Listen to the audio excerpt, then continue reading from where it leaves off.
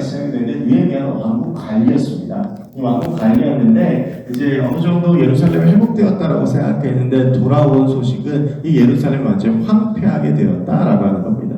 특별히 이 성전은 겨우 제거를 했지만 예루살렘 성벽이 바벨론 침공 때 완전히 무너진 채로 되어 있어서 오늘 말씀을 보면 느헤미야가 이제 말을 타고 그 지역을 돌보는데 사흘을 돌보고 나니까 그 짐승이 더 이상 갈 수가 없을 정도로 길과 건물이 완전히 무너졌다라는 것을 우리가 볼 수가 있는데요. 이런 소식을 고국의 소식을 듣고 느헤미야가 너무 마음이 아파서 하나님 앞에 기도했습니다. 하나님 앞에 기도하고 하나님 내 조국 내 민족 어떻게 할 걸 기도할 때에 느헤미야가 왕의 술 간원이 되는데요. 이 술 간원은 뭐냐 하면 그 당시에 이제 많은 연회가 있잖아요. 특히 황제들 같은 경우에 많은 연회들이 있는데 그때에 왕이 먹는 술에 독이 있는지 없는지를 판독하는 것. 그러니까 왕의 생명을 책임지는 사람이 술 간원입니다. 느헤미야가 포로인 유대인으로서 올라갈 수 있는 최고의 자리까지 하나님께서 높여주셨는데 느헤미야는 그 술 간원에 대해서 그 아닥사스다 왕 앞에서 우리를 돌려보내달라. 지금 이 예루살렘이 어려움을 겪고 있다라고 하는 그런 이야기를 함으로 유다의 총독으로 임명을 받고 예루살렘으로 돌아가서 성벽을 재건하게 됩니다. 이게 이제 우리가 오늘부터 나눌 느헤미야의 말씀입니다. 우리가 먼저 느헤미야의 모습을 통해서 볼 수 있는 첫 번째는요. 느헤미야는 나라와 민족을 매우 사랑하는 사람이었다라고 하는 겁니다. 이 느헤미야는요, 뭐 정확하게 그 배경이나 이런 것들은 성경에 나오진 않습니다. 다만 그가 그때에도 왕국의 관리로서 일을 하고 있었고, 그리고 술 간원이라고 하는 오늘로 치면 왕의 경호실장이라고 할 수 있습니다. 그렇게 높은 자리까지 올라간 사람이었는데 그럼에도 그는 자기의 나라와 민족이 무너져버린 비록 패망한 나라 민족이지만 그 나라 민족에 대해서 기도하고 있었고 관심을 가지고 있었고 그리고 그 나라 민족을 세우기 위해서 자신이 누릴 수 있는 모든 것들을 다 포기하고 내려놓고 그리고 나서 예루살렘으로 돌아갔다라고 하는 것입니다. 우리가 하나님께서 우리에게 나라를 주셨고 하나님께서 이 민족 가운데 우리를 태어나게 하셨는데 우리가 이 나라 민족을 위해서 우리도 느헤미야처럼 기도하고 끊임없이 나라 민족을 위해서 하나님 앞에 간구해야 합니다. 오늘 느헤미야는 자신의 삶을 그 나라 민족을 위해서 모두 다 내어놓았고 그래서 이제 느헤미야를 쭉 이제 읽어가 보시면 아시겠지만 느헤미야가 자신의 이 느헤미야의 공식적인 직책은 유다의 총독이거든요. 굉장히 높은 사람이죠. 그런데 자신의 높봉도 받지 않고 모든 것들을 예루살렘 성벽을 재건할 때까지 자신의 삶을 온전히 드리는 모습을 우리가 볼 수 있습니다. 그래서 얼마나 이 느헤미야가 자신의 민족과 나라를 사랑했는지를 볼 수 있는데요. 우리가 살아가는 이 나라가 참 여러 가지로 어려움을 겪고 있습니다. 뭐 안보, 그 다음에 경제. 저는 이제 경제 활동을 하지 않으니까 잘 모르는데 이렇게 만나서 이야기하다 보면 정말 지금처럼 불경기가 없다, 너무 어렵다 이런 이야기를 참 많이 하세요. 경제적으로도 또 나라 안팎으로 여러 가지 참 어렵고 힘든 문제들이 우리 가운데 있습니다. 그런데 여러분 우리가 그런 나라의 어려움과 문제들을 외면해서는 안 됩니다. 우리가 그리스도인으로서 부름받아서 이 나라 민족을 위해서 기도하고 또한 이 나라 민족을 위해서 나의 삶을 헌신할 수 있도록 하나님께서 우리의 조국 대한민국을 부르셨고 이 땅 가운데 우리가 살게 하셨습니다. 여러분 보면 학교 교육 이제 이번 주일에도 몇몇 분들과 그런 이야기를 나누었는데 학교 교육의 문제 그리고 여러 가지 우리 아이들의 문제 참 이 나라 가운데에서 바뀌고 변화되어지고 온전히 새로워지는 될 부분들이 참 많이 있습니다. 여러분 그래서 우리가 이 나라 민족을 위해서 새벽마다 함께 기도해야 할 줄 압니다. 우리가 기도하면 하나님께서 우리를 불쌍히 여기시고 긍휼히 여기셔서 하나님의 은혜를 우리 나라 민족 가운데 부어주실 줄 믿습니다. 여러분 또 한 가지 느헤미야의 말씀은요. 하나님께서 약속하시는 회복이 이루어지는 말씀입니다. 여러분 예레미야 선지자가 선포했던 말씀들을 기억하시죠? 제가 열왕기하 말씀을 나누면서도 몇 번 말씀을 드렸습니다만 예레미야 선지자가 하나님을 통해서 선포했던 말씀은 어떤 말씀이었냐면 이 여러 가지 어려움 가운데에서 바벨론에 항복해야 된다는 것입니다. 바벨론에 항복을 하고 그 그리고 나서 우리가 포로로 가서 그 가운데에서 회개하고 기도하면 하나님께서 우리를 70년 후에 이 땅으로 돌아오게 하실 것이다 라고 하는 것이 예레미야 선지자가 선포했던 하나님의 말씀이었는데, 시드기야를 비롯한 그 당시의 왕들 그리고 정치인들이 그 말을 듣지 않았죠. 어떻게든 애굽의 손을 붙잡고 그 어려움을 이겨내고자 했으나 실패하고 말거든요. 그런데 보면 이스라엘 백성들이 바벨론으로 포로로 끌려갔습니다. 그런데 바벨론으로 포로로 끌려가서 포로로 살고 있는데 어느 날 하나님께서 이 바사의 왕 고레스의 마음을 주장하셨어요. 이스라엘 백성들이 귀환할 수 있도록 하셨어요. 그래서 스룹바벨이 이스라엘 백성들을 끌고 와서 성전을 짓게 되고, 그리고 또 두 번째 에스라가 이스라엘 백성들을 끌고 와서 그 가운데에서 영적 부흥 운동이 일어나고, 오늘 보면 느헤미야가 귀환하면서 성벽을 재건하게 되거든요. 자, 여러분 보십시오. 성전이 재건된다라고 하는 것은 하나님의 임재가 회복되어진다라고 하는 의미입니다.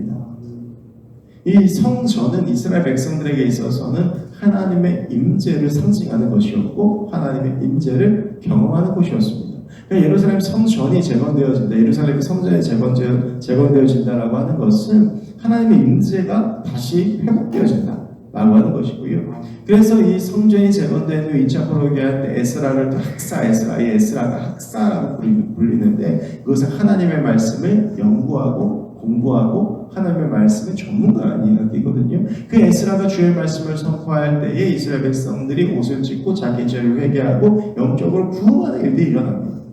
그러니까 이제 1차, 2차 포로기한을 통해서 이스라엘 땅 가운데 영적 회복이 일어난 거예요. 그러고 나서 이제 느헤미야가 예루살렘 성벽을 재건합니다. 여러분, 성벽이 재건한다는 것은 무엇입니까? 이 도시가, 이 나라가 외적으로 회복되었음을 선포하는 겁니다. 이 성벽을 무너뜨린 이유가 뭐예요? 이 예루살렘이라고 하는 도시는 망했다. 이 이스라엘이라고 하는 곳은 완전히 바벨론에서 짓밟혔다 라고 하는 의미가 무너진 성벽이거든요. 그런데 이 느헤미야를 통해서 예루살렘 성벽이 재건됨을 통해서 이제 하나님께서 약속하셨던 그 회복이 이 땅 가운데 일어나고 있음을 선포하고 있는 것이죠. 여러분, 우리 하나님은요 신실하신 하나님이십니다. 우리 주님께서 우리에게 말씀하시고 우리 주님께서 우리에게 하신 그 약속들을 반드시 지키시는 분이세요. 그리고 그 하나님의 약속이 우리 가운데 전제하고 있는 것은 무엇이냐 하면 우리의 삶에 대한 회복입니다. 여러분, 우리가 육신적으로 마음적으로 어려움과 고통을 겪을 때가 참 많이 있습니다. 어쩌면 이 자리 가운데에서도 육신의 질병을 가지고 이 자리 가운데 나와서 기도하고 있는 분들도 있으시고, 그 마음의 아픔과 마음의 고통을 가지고 이 자리에 나와서 기도하고 계시는 분들도 있습니다. 여러분, 그럴 때에 우리가 바라보고 우리가 기도해야 될 것은 신실하신 하나님께서 예나 지금이나 동일한 은혜로 우리와 함께하고 계시고 우리의 기도를 들어주시고 하나님 역시 우리를 회복하시기 원하신다라는 것입니다. 여러분, 우리가 이 새벽에 함께 기도할 때에 회복의 역사가 우리의 삶 가운데 나타나게 될 줄 믿습니다. 특별히 육신의 질병을 가지고 이 새벽에 나온 우리 모든 성도님들의 그 육신의 질병이 회복되어지고, 마음의 고통과 마음의 문제를 가지고 이 자리에 나와서 기도하는 우리 사랑하는 성도들의 마음의 문제가 해결되어지는 역사가 오늘 우리의 이 새벽의 시간 가운데, 우리의 기도 가운데, 우리의 삶 가운데 일어나길 소원합니다. 여러분, 마지막으로요, 여러분들이 이 느헤미야를 읽으시면서 꼭 기억해야 하는 이름이 두 명 있습니다. 한 명이 산발랏이고 한 명이 도비아입니다. 그리고 오늘 본문 19절에 보면 아라비아 사람 게셈이라는 사람까지 나오는데, 이제 주로 이 산발랏과 도비아를 좀 기억하셔야 되는데, 이 사람들은 어떤 사람들이냐면 느헤미야가 예루살렘 성벽을 재건하는 것을 끝까지 방해한 사람입니다.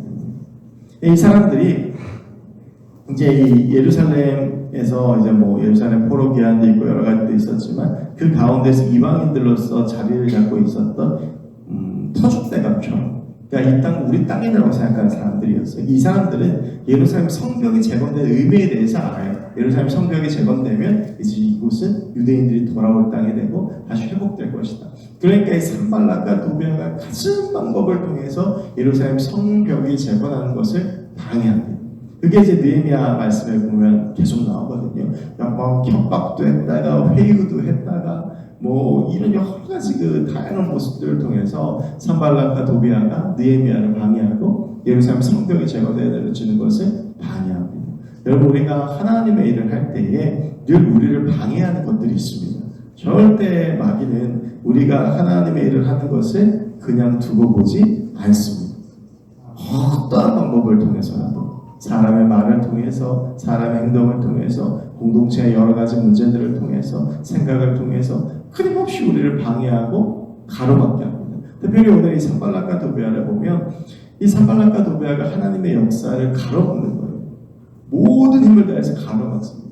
그러니까 이 느헤미야 말씀을 읽어가다 보면 이 느헤미야가 얼마나 상심했을까 라고 하는 생각이 들기도 합니다. 그런데 느헤미야는 이 산발락과 도비아의 방해에 낙심하거나 무릎 꿇지 않습니다. 저 사람들 왜 이럴까라는 생각을 했겠죠. 그러면서 고민도 했죠. 근데 절대로 그 방해와 절대로 그 말들에 산발락과 도비아가 그 말들에 느헤미야는 흔들리지 않습니다. 왜냐하면 느헤미야는 분명한 하나님의 부르심이 있었기 때문에 이것이 하나님께서 원하시는 것이다. 하나님께서 나에게 이걸 하시기 원하시는구나 라고 하는 그 생각이 서 있으니까 사람의 말들이 그를 무너뜨리지 못하는 겁니다. 상황들이 그를 무너뜨리지 못하는 겁니다. 여러분, 우리가 살아가면서 우리의 삶 가운데 분명히 서야 되고 회복되어야 되어주는 것이 무엇이냐 하면 바로 소명의 자리입니다. 하나님께서 나를 부르셨다라고 하는 확신, 하나님께서 나를 부르신 그 자리, 여러분 그 자리에 서 있으면 다른 여러 가지 방해들이 옵니다. 여러분, 반대로 말하면 어떻게 말씀드릴 수 있냐 하면 내 삶에 어떠한 방해도 없잖아요. 그럼 생각해 봐야 됩니다. 그 삶은 하나님께서 원하시지 않는 삶일 가능성도 있습니다.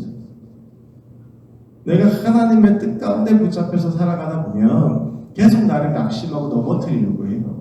막 하다가 사람의 말 한마디 듣고 무너지게 하고, 그리고 여러 가지 상황들이 날 그걸 못하게 하고 가로막고. 여러분, 그런데 그런 일일수록요, 우리가 하나님 앞에서 기도해 보면 그 일이 하나님께서 내게 주신 소명이자 사명일 가능성이 굉장히 높습니다.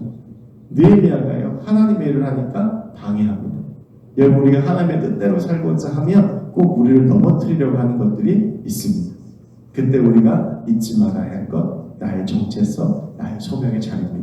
나는 하나님이 부르신 사람이고, 하나님은 나에게 소명을 주셨고, 하나님 오늘도 나의 삶 가운데 하나님의 뜻을 이루어 가신다라고 하는 겁니다. 오늘 하루 살아가다 보면 나를 어렵게 하고 힘들게 하는 일들이 참 많이 있을 겁니다.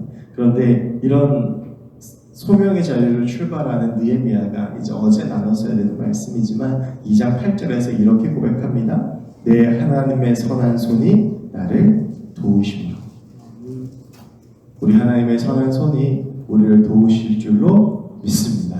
우리가 비록 어렵고 힘든 일들이 있고, 또 주의 일을 하다 보면, 또 교회 일을 하다 보면 여러 가지 말들에 상처받기도 하고, 또 내 뜻은 그게 아닌데 그렇게 받아들인 사람들 때문에 마음 아프기도 하고, 또 서로 마음 상하기도 하고, 그러면서 여러 가지 어려움도 있고, 뭐 그런 일들도 있겠지만, 근데 우리 모든 것을 아시는 하나님께서 우리가 포기하지 않고 기도할 때에 그 선한 손으로 우리를 지켜주실 줄로 믿습니다.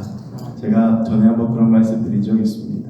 제가 참 존경하는 목사님이 계시는데 그 목사님이 참 안정적이세요. 흔들리진 않아요. 어떠한 일이 있어도 뭐 담임 목회를 하시면서 제가 이제 그 부목사로 모셨던 분인데 흔들리지 않고 누가 무슨 말을 해도 그 감정에 기복을 타지 않아요. 그래서 제가 너무 신기해서 한번 그 목사님하고 어딜 가다가 여쭤봤습니다. 목사님 어떻게 그러실 수 있으세요? 저라면 화도 날 것 같고 저라면 그럴 것도 같은데 어떻게 흔들리지 않고 그렇게 마음을 지키세요? 라고 물어봤을 때 그 목사님이 웃으면서, 그것도 정성껏 말씀하신 것도 아니고 그냥 툭 내뱉으시면서 하셨던 말씀이, 사람을 상대하지 않고 하나님을 상대해요. 여러분, 우리는요 사람 상대하는 사람들이 아닙니다. 우리는 하나님을 바라보고 나아가는 사람입니다. 오늘 하루 살아가다 보면 사람 때문에 마음 상하고, 사람 때문에 힘들고, 사람 때문에 무너지는 일들도 있을 수 있습니다. 그러나 여러분, 우리가 바라봐야 할 분은 우리의 선한 주님이신 줄로 믿습니다. 우리가 주님 바라보면 내 하나님의 선한 손이 우리를 도우셔서 우리의 삶을 인도하시고, 우리의 삶 가운데 하나님의 은혜를 주실 줄로 믿습니다. 그 선한 손을 바라보며 의지하며 나아가는 우리 모두가 될 수 있기를 주의 이름으로 축원합니다. 기도하겠습니다. 하나님, 오늘 여러모로 어려운 상황 가운데에서도 우리가 이렇게 새벽 모여 함께 기도합니다. 우리의 기도를 들어주시고 우리의 기도 가운데 역사해 주셔서 특별히 우리가 모여 나라 민족을 위해 기도할 때 이 나라 민족 가운데 하나님의 역사가 이루어지게 해 주옵시고, 나를 회복하기 원하시는 주님 앞에 기도할 때에 선한 손이 나를 도우시는 하나님의 역사를 경험하는 우리 모두가 될 수 있도록 주님 도와주시옵소서. 이 새벽 우리가 기도하는 모든 기도의 제목들을 우리 주님 들으시고 주의 뜻 가운데 온전히 역사하여 주시옵소서. 이제는 우리 주 예수 그리스도의 은혜와 하나님 아버지의 사랑과 성령의 교통하심이 이제 나를 회복하기 원하시며 나를 선한 손으로 도우시는 우리 주님, 나의 하나님을 바라보며 주와 함께 오늘 하루의 삶을 걸어가기 원합니다. 여기 모인 모든 주의 사랑하는 사람들 머리 위에 우리 성도들의 삶과 모든 삶의 시간들과 순간들 위에, 그 공간 위에, 모든 삶 위에 이제부터 영원까지 함께 계시길 간절히 축원하옵나이다. 아멘. 함께 말씀 암송하도록 하겠습니다. 배전 42, 14. 사랑하는 자들아, 너희를 연단하려고 오는 불시험을 이상한 일 당하는 것 같이 이상히 여기지 말고 오히려 너희가 그리스도의 고난에 참여하는 것으로 즐거워하라. 이는 그의 영광을 있는 다니실 때에 너희로 즐거워하고 기뻐하게 하려 함이라. 너희가 그리스도의 이름으로 치욕을 당하면 복 있는 자로다. 영광의 영 곧 하나님의 영이 너희 위에 계시리라. 아멘. 우리 함께 각자의 기도의 제목을 가지고 기도의 자리로 나가도록 하겠습니다.